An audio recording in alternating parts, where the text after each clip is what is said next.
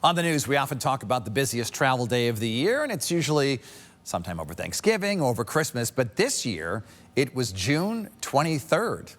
With us now to talk about this from Bradley Airport is Brian Spyros. And with us now is the Public Information Officer for Bradley International Airport, Brian Spyros, a familiar face because he used to be an anchor here at News 8 not too long ago. Brian, good to see you. Not too long ago. Good to see you. Thank you for having me. So I was very excited when you got this job at Bradley Airport because, so I worked with Brian many, many years ago when you were an intern at another TV station, and you were always obsessed with planes. You loved aviation, and so now you get this job working at an airport. Yeah, so ever since I was a little boy, I loved flying and aviation and everything, and this job opened up with the Connecticut Airport Authority, and I applied, and now I get to work at Bradley Airport every day. It's pretty surreal. So I was kind of surprised that June 23rd was the busiest travel day of the year. Why was that? So I saw that. Yeah, we seem to be hitting a lot of milestones with TSA screening the most passengers that they ever have. Listen, I just think that there's a huge demand for travel right now, and a lot of people, after not being able to fly for a few years or really go anywhere during COVID, have all this pent-up energy that they just want to travel and go places, and that's what we're seeing now. And the numbers of Bradley are steadily increasing? Yeah, so year over year, we're slowly, getting closer to where we were before the pandemic, and we know going into the summer, it's going to be very busy this year. Last summer in June, July, and August, we had about 1.6 million people travel through the airport. Wow. So this year, we're expecting that same number or even higher based on the national predictions. What does that mean for the future? Is the airport big enough? Will you have to expand someday? We're always looking to bring in new airlines and certainly expand as best we can, and there are long-term goals, but for right now, we're, able to accommodate the flow of people coming through. So I know you don't give away the trade secrets, but are there other routes you're looking at right now? So one of the big routes that we're looking at right now, of course, is starting nonstop service to London. Interesting. And we're in the very initial stages of that. Our executive director, Kevin Dillon, and other leaders within the CAA are taking over that. And there's a lot of pieces that need to fall into place in order to make that happen. But, in addition to that, we have Breeze Airways at Bradley, which has just expanded tremendously. Last month alone, they added 5 new nonstop routes to Orlando, New Bern, North Carolina, Greenville, Spartanburg, South Carolina, Cincinnati, and Myrtle Beach as well. Which airline has the biggest presence at Bradley?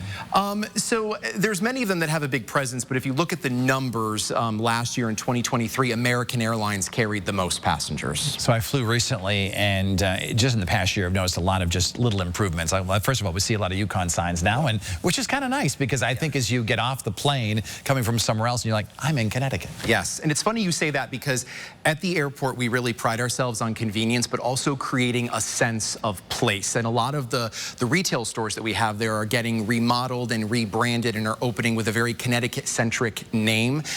We just opened a new store in the fall. It's called the Charter Oak Emporium. I saw that. We know Charter Oak, obviously big with Connecticut's history. And a Black Bear or something. Yep, we have the Black Bear Saloon. We just opened up a new restaurant, Beer Code it's called, and a lot of the retail locations are getting rebranded. So we want to create a sense of place for Connecticut and, of course, New England. I also like how we have a lot of Connecticut souvenirs for sale there. There's a lot of them. There's Yukon, there's the Whalers, Yard Goats, which is kind of cool because, those last-minute gifts. You're getting on a plane, you forgot to get your child something. Yeah. What can I get? I mean, to be honest with you, when I'm down in the terminal, I see some of these things, and I say, that would make a great gift for someone I know, shopping right there in the airport. So there's a lot of great stuff up there. One of the things the governor's talked about is development in and around Bradley Airport, and I have noticed a few new, there's like a Doro marketplace now, and there are some few new things opening.